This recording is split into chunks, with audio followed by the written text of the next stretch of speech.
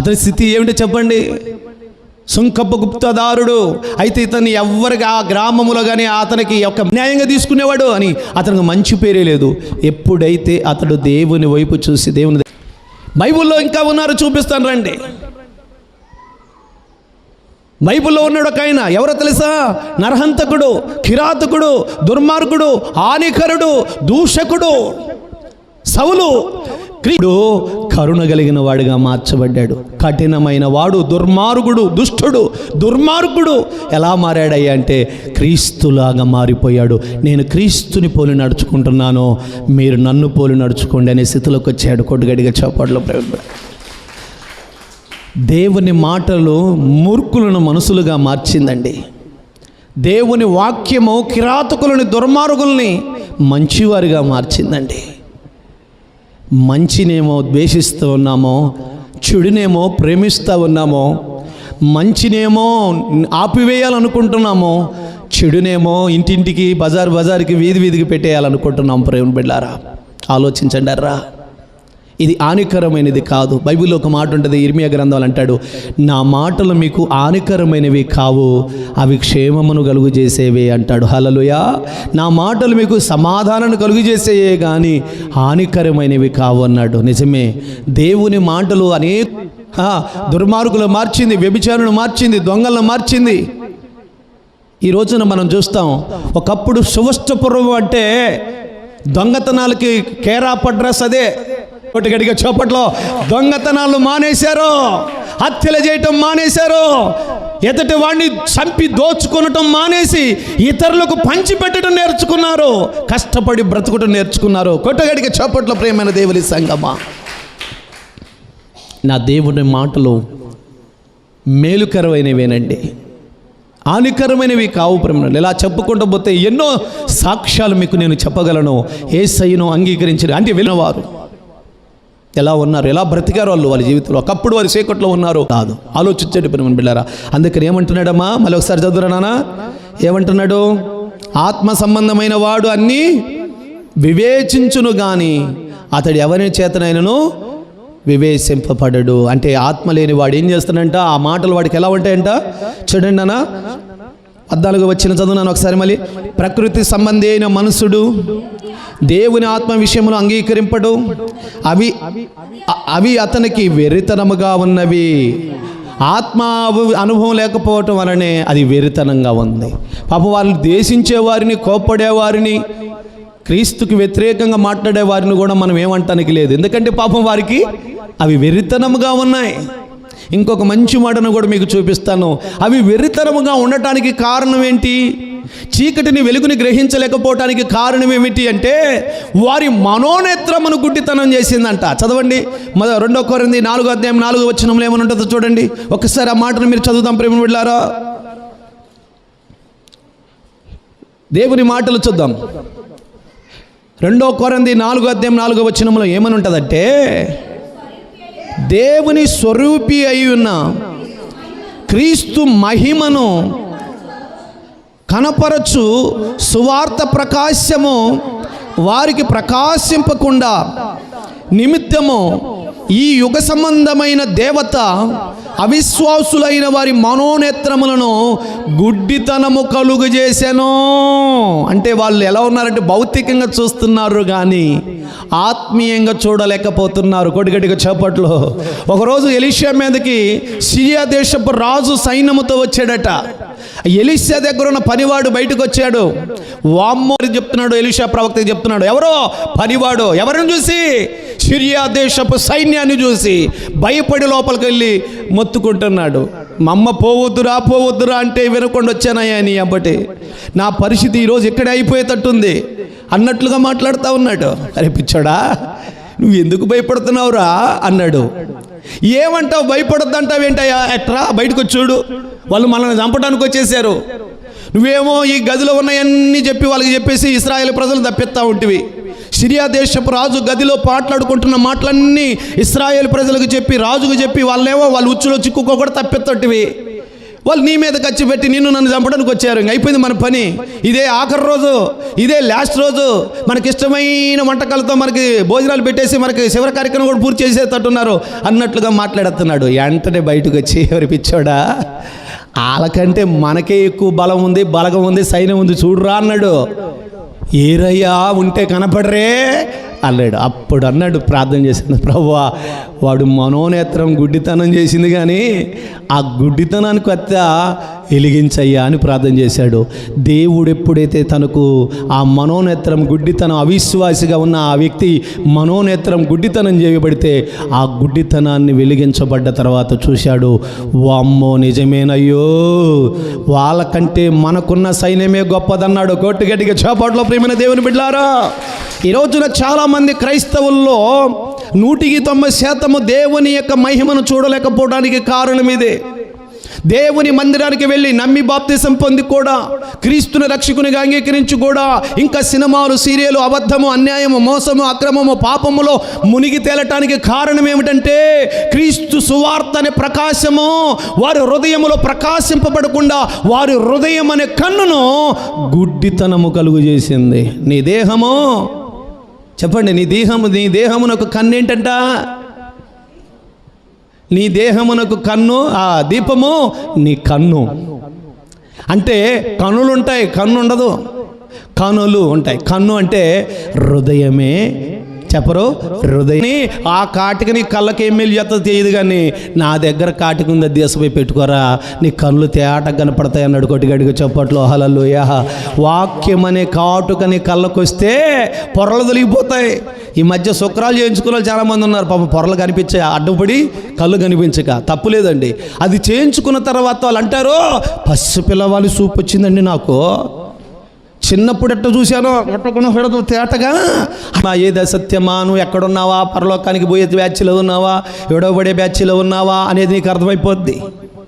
అందుకని నీ దేహమునకు కన్ను, చెప్పరేమండి, అంటే నీ హృదయం పాడైపోతే నీ దేహం అంతా పాపముతో నిండి ఉంటుందని అర్థం. అందుకని చీకటిని తొలగించటానికి యేసయ్య లోకానికి వచ్చాడు. కొడిగడికి చెప్పట్లో మాకు రకం చెప్పాలంటే కన్ను ఆపరేషన్ చేయడానికి వచ్చాడు ఆయన. ఏమంటే ఈ కళ్ళు కాదండి, కన్ను ఆపరేషన్ జరుగుతుంది అనగానే రేపు వచ్చి క్యూలో నిలబడ్డారు, బాబు నా చెప్పిస్తున్నాడు కన్ను ఆపరేషన్ అని. ఆపరేషన్ కాదండి, హృదయం అనే కన్నుకి పొరలు అడ్డుకుపోయాయి. ఆ పొరలు తొలగించటానికి వెలుగు వచ్చింది. హలిపడి గట్టిగా. అందుకని చెప్తా ఉన్నాడు, ఇక లోక దేవత వారి మనోనేత్రమును గుడ్డితనము కలుగు చేసింది. ఏం చూడకుండా, చూడండి, దేవుని స్వరూపి అయిన క్రీస్తు యొక్క మహిమను కనపరచు సువార్త ప్రకాశము.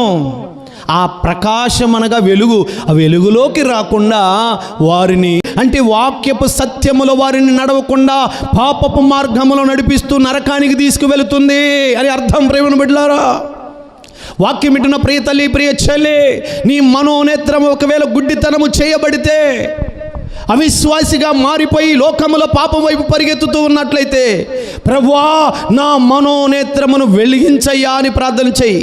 నీ భర్త మనోనేత్రం ఒకవేళ గుడ్డితనం చేయబడిందేమో, నీ బిడ్డల మనోనేత్రం ఒకవేళ గుడ్డితనము చేయబడిందేమో, వారు చీకట్లో నుండి వెలుగులోకి రాలేకపోతున్నారేమో, వెలుగుని గ్రహించలేకపోతున్నారేమో, వెలుగుని అంగీకరించి వెలుగులో నడవలేకపోతున్నారేమో, అయితే వారి మనోనేత్రాన్ని వెలిగించు ప్రభువా అని ప్రార్థన చేయి. కొట్టుగడిగా చప్పట్లో.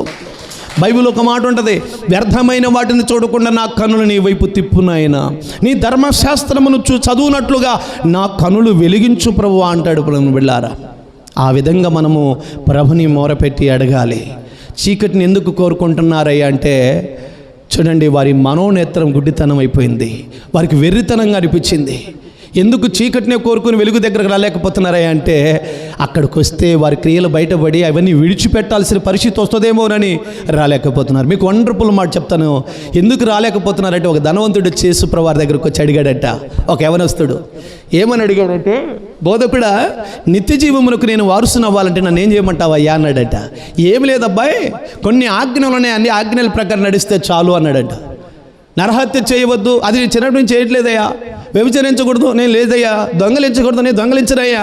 మరి అన్నీ బాగానే ఉన్నాయి కానీ నీకు ఒకటి కొదవైంది అబ్బాయి అన్నాడట. ఏమిటయ్యా? మీ తాతలు మీ ముత్తాతలు సంపాదించిన ఆస్తి అంతా బేదలకు పంచిపెట్టి నన్ను వెంబడించరా అన్నాడట. పోవాయో, మా తాతలు వారి నొరుగుటి ఈ నొరుగుటి సంపాదించింది అంతా నా కోసం కూడా పెడితే, తిరిగి తినక కారం బెతుకులు తిని నా కోసం కూడా పెడితే నేను అన్ని బేదలకు ఇచ్చేసి నేను వెంబడించాలా, పోవాయో అని వెళ్ళిపోయాడట. అలబడి గట్టిగా. ఆడికి నిత్య జీవం అంటే తెలుసు, యేసయ్య అంటే తెలుసు, కానీ ఆస్తిని వదిలిపెట్టి రాలేకపోయాడు. కొడిగడిగా చెప్పట్లు. ఈరోజు కూడా చాలామందికి యేసయ్యను అంతా తెలుసు, కానీ ఆ పాపాలు విడిచిపెట్టి రాలేకపోతున్నారు.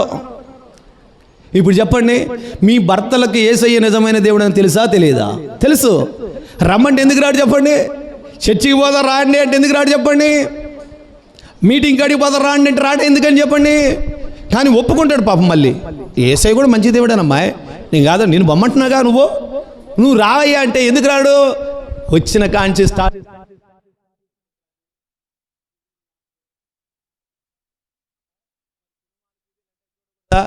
మరి జోకులు చేయకూడదా? మరి లేకపోతే సరస్వతులు చేయకూడదా? అబద్ధం ఆడకూడదా? అల్లరితో కూడిన ఆటపాటలకు వెళ్ళకూడదా? ఇవన్నీ మనకు కుదరదులే, కానీ అదేదో నువ్వే చేసుకో అనేస్తారు. అంటే నీకేమో ఎన్నొద్దు, ఆయనకు మాత్రం కావాలి. హలిబడి గట్టిగా. అలాగున్నారు ప్రేమికులారా, అదే జరుగుతూ ఉంది. ఇక ఒక మంచి మాటను చూద్దాం.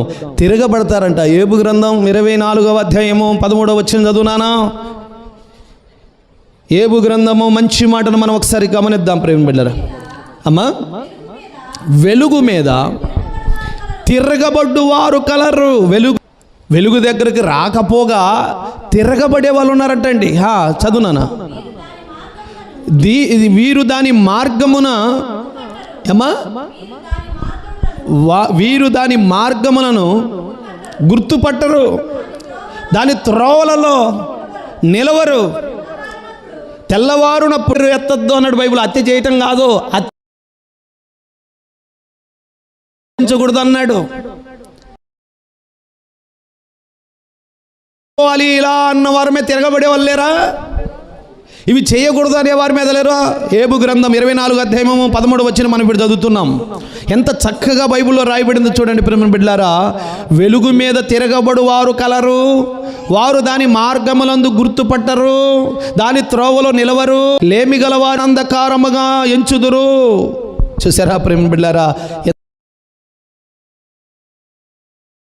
అంటే ఆలోచించండి అర్రా. దేవుని వాక్యం చదివిస్తూ ఉన్నది. వెలుగు మనకెంత మంచిదో, కాసేపు మనం కరెంటు పోతేనే మనం ఉండలేం. వెలుతురిని అందరూ ఇష్టపడుతున్నారు. భౌతిక సంబంధమైన వెలుతురు, ఇంట్లో వెలుతురు లేకపోతే చీకటిగా ఉందే కాసేపు కూడా ఉండలేనంటాం. అందుకే వినివేటర్లు బిగించుకున్నాం హల్లుబడి గట్టిగా. కరెంటు బిల్లు ఎంతైనా కడతాం, కానీ నా ఇంట్లో చీకటి ఉండటానికి వీల్లేదో అంటున్నాం. కానీ ఈ ఇంట్లో చీకటి మాత్రం చేసుకున్నాం. చెప్పండి, నేను అడుగుతున్నాను, నువ్వు ఉంటున్న ఇంట్లో వెలుతురు లేకపోతే నిమిషం ఉండలేకపోతున్నావే. ఆయన ఉండాలనుకుని కట్టుకున్న ఈ ఇంట్లో, నీ ఒంట్లో చీకటి ఉంటే ఆయన ఎలా ఉంటాడు? వెలుతురు కావాలరా అంటే మళ్ళీ ఆయన మీద తిరగబడుతున్నాం. ఆలోచించండి. మంచి మార్గంలో ఉండయా, చెడు స్నేహాలకు వెళ్ళగద్దయా, చెడు మార్గంలో వెళ్ళొద్దంటే తల్లి మీద తండ్రి మీద చెప్పిన వాళ్ళే పో, మాకు తెలుసులే అంటూ తల్లి మీద తండ్రి మీద తిరగబడే వాళ్ళు లేరా? ఏమండి, ఆలోచిస్తున్నారా?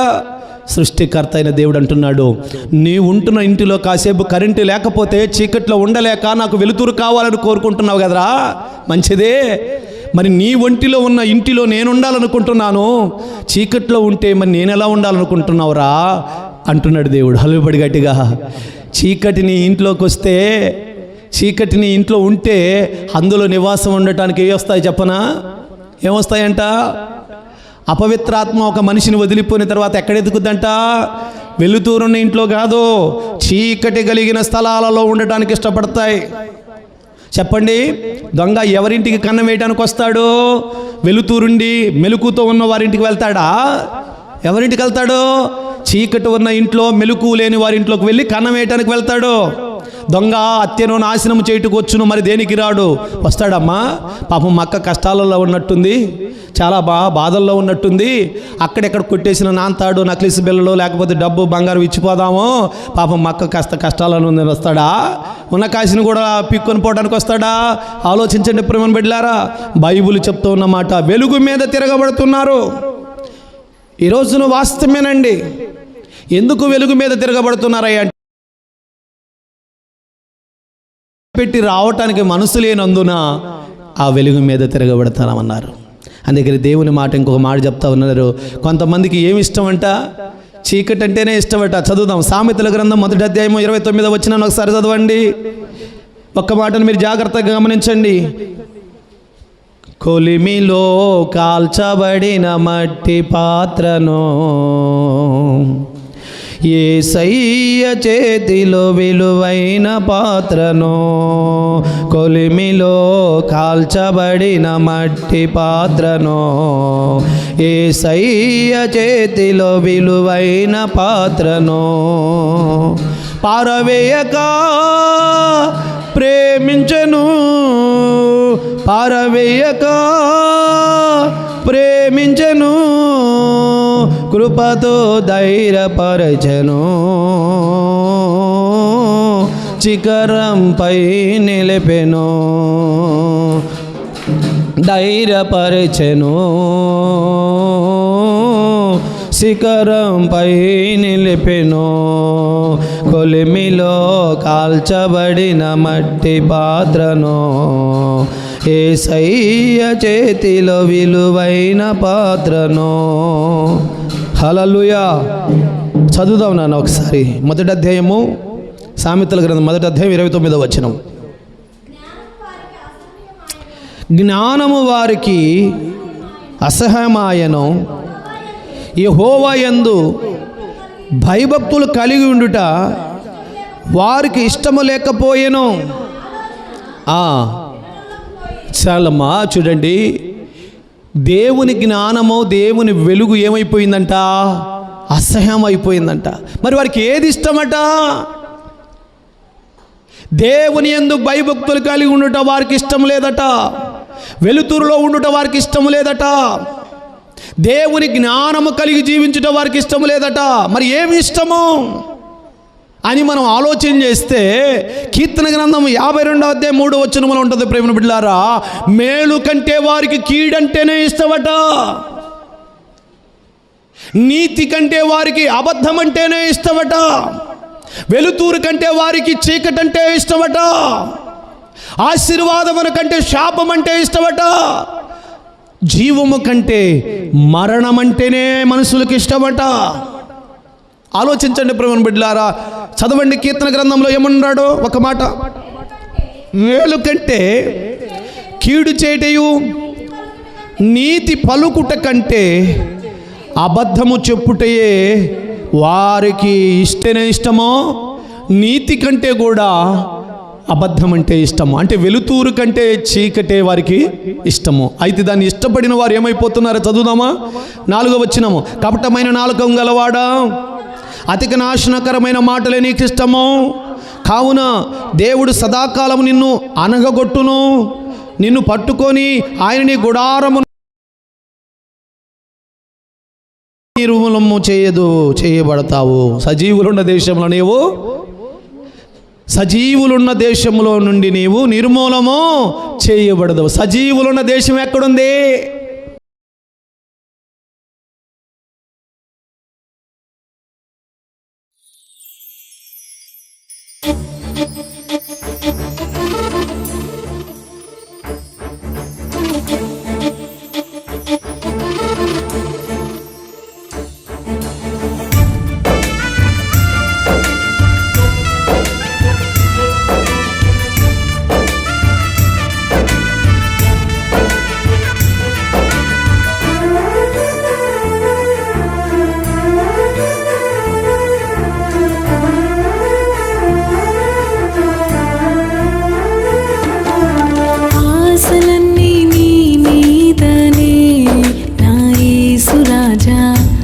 ఆదుకుంటావని,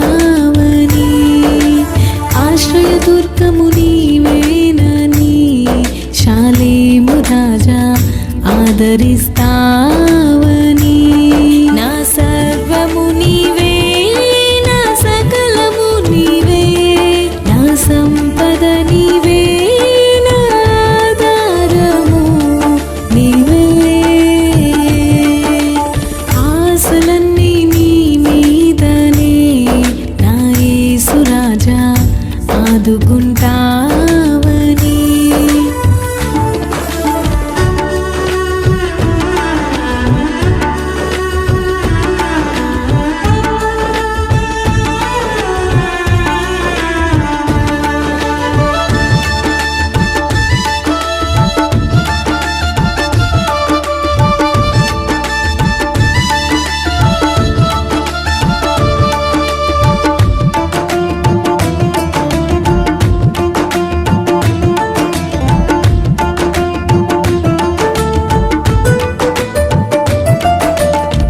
సూటిపోటి మాటలతో కృంగిపోతిని, ఎటు చూచిన ఆదరణ పొందలేకపోతిని.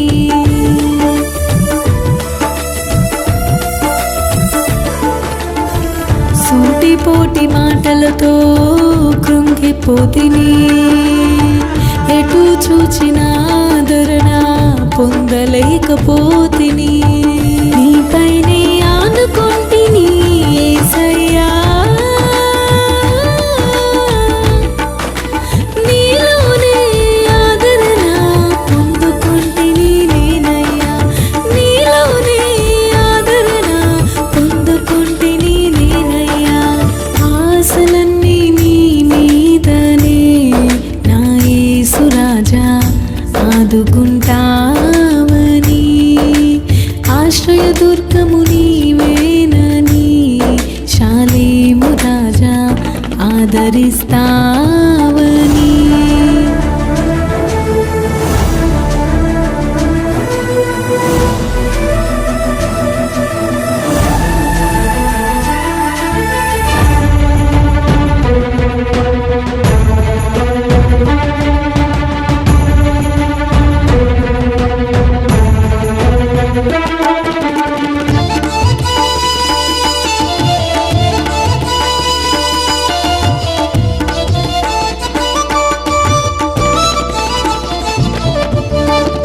ఇరుగు పొరుగు నిందలతో విసిగిపోతిని, ఎటు చూచిన శాంతిని పొందలేకపోతిని.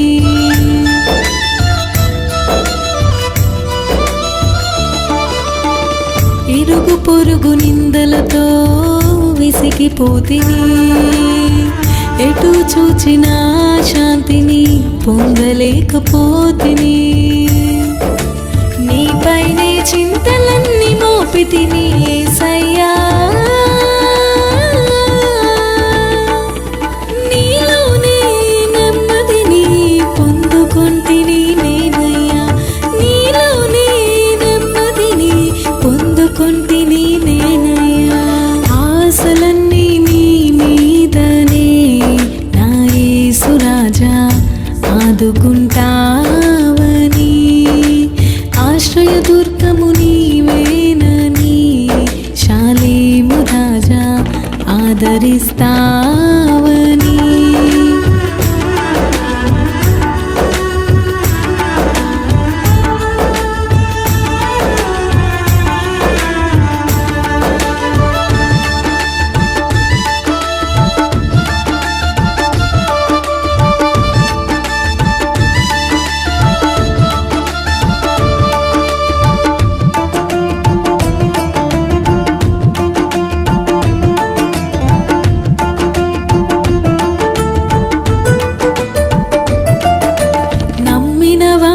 చేతిలో మోసపోతిని, ఎటు చూసిన ప్రేమను పొందలేకపోతిని.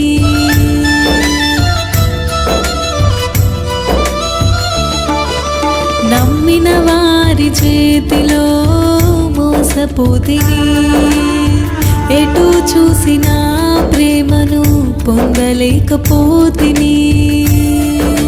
నీ ప్రేమకై వేచి ఉంటిని యేసయ్యా, నీలోనే నిజమైన ప్రేమను పొందుకొంటిని నేనయ్యా, నీలోనే నిజమైన ప్రేమను పొందుకొంటిని నేనయ్యా. ఆశలన్నీ నీ మీదనే నా యేసు రాజా ఆదుకుంటావని. ఆశ్రయదుర్గము నీవేనని షాలేము రాజా ఆదరిస్తావని